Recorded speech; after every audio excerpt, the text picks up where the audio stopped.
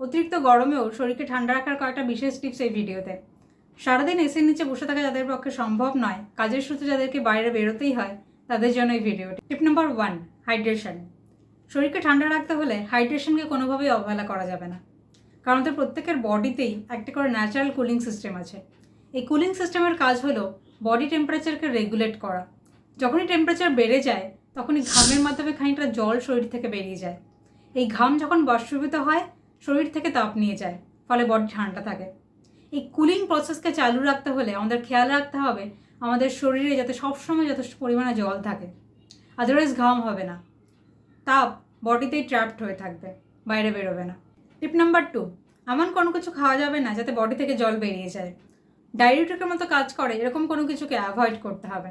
আপনাকে caffeine avoid করতে হবে, তার সাথে হাই সুগার আছে এই ধরনের ড্রিঙ্কস, আপনার কোল্ড ড্রিঙ্কস হোক বা এনার্জি ড্রিঙ্কস হোক, এই ধরনের ড্রিঙ্ক আপনাকে হাইড্রেট করবে না, বরং বডি থেকে জল বার করে দেবে। কারণ একসাথে অনেকটা গ্লুকোজ যখন বডিতে প্রবেশ করে, শরীর চায় তাকে ইউরিনের মাধ্যমে ফ্লাশ আউট করে বার করে দিতে।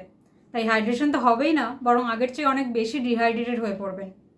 গরমে গ্লুকন-ডি খেয়ে যারা নিজেদেরকে রিফ্রেশ করতে চাইছেন, একবার প্যাকেট উল্টে ইনগ্রেডিয়েন্টসে চোখ বুলিয়ে নেবেন।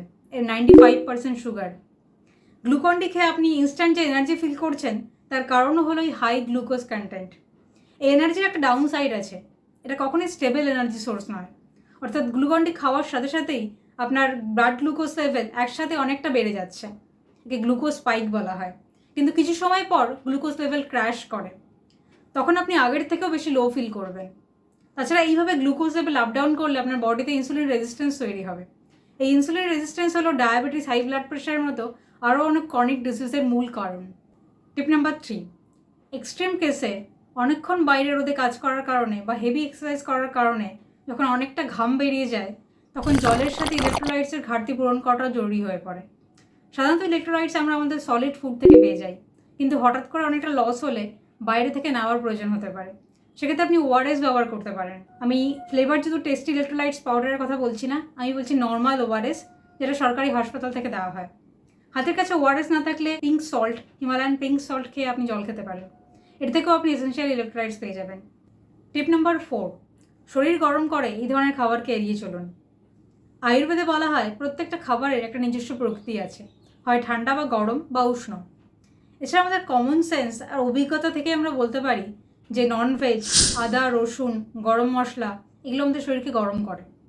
আর অন্যদিকে শসা, লাউ, চাল কুমড়োর মতো সবজি আমাদের শরীরকে ঠান্ডা রাখে। আপনার সল্টি ফুড, যাতে হাই সোডিয়াম কন্টেন্ট রয়েছে, প্যাকেট জাতীয় চিপস, ক্র্যাকার্স, এগুলো এড়িয়ে চলুন। টিপসগুলো ভালো লেগে থাকলে আপনি এই ভিডিওটি আপনার সেই ফ্যামিলি মেম্বারদের সাথে শেয়ার করুন যারা প্রত্যেক দিন এই ভুলগুলো করছে।